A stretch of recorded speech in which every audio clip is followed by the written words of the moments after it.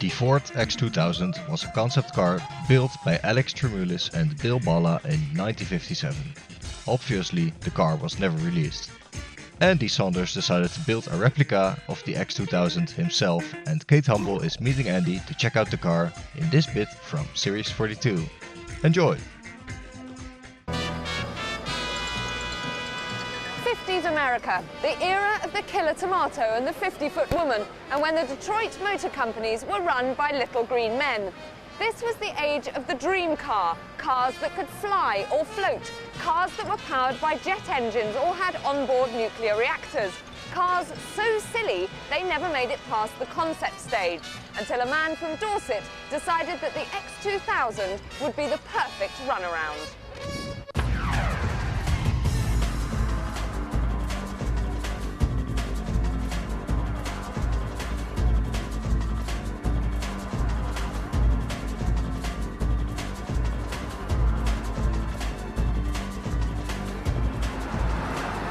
Andy, really, this car just begs the question, why? Why did you build it? Why did you spend how many months building it?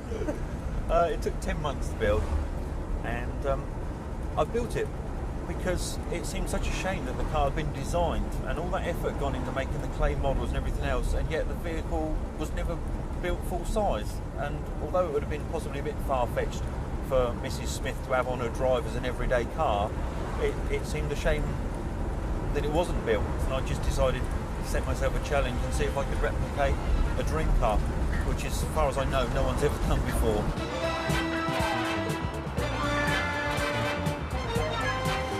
They were never meant to go on the production line, were they?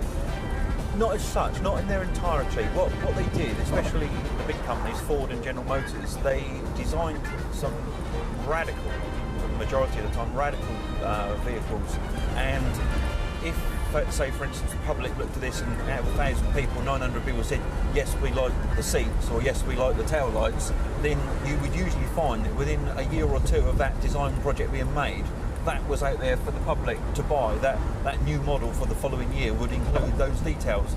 All they were designing was aesthetically pleasing sculptures that the public were going to part money for.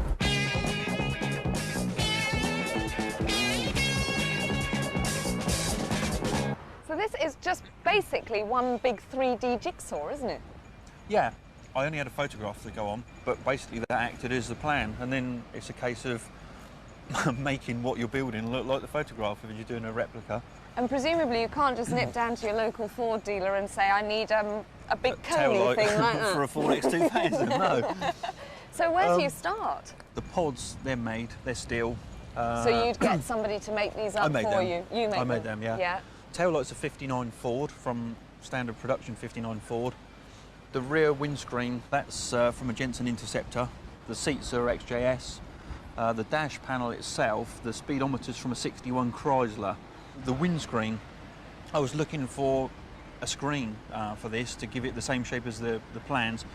And that is the tailgate from a Renault 25, complete with its frame. Really? So it's a back-to-front car, effectively. You've got the back of the car back-to-front screen, yeah. These are the things I really love, though. I just love these points on the wheels. It's like something out of Wacky Races. You think knives are going to come out of it. That's what it looks like, doesn't it? Yeah, it does, yeah. They're just Dunlop chrome wires, and the point in the middle is a wall spotlight from a big furniture store. And the front of it, I mean, it is just sort of gloriously weird.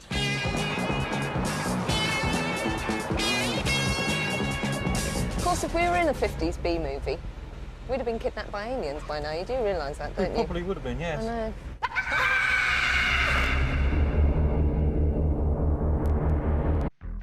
Thank you for watching. Check out my channel for more old Top Gear videos and other content. Have a wonderful day.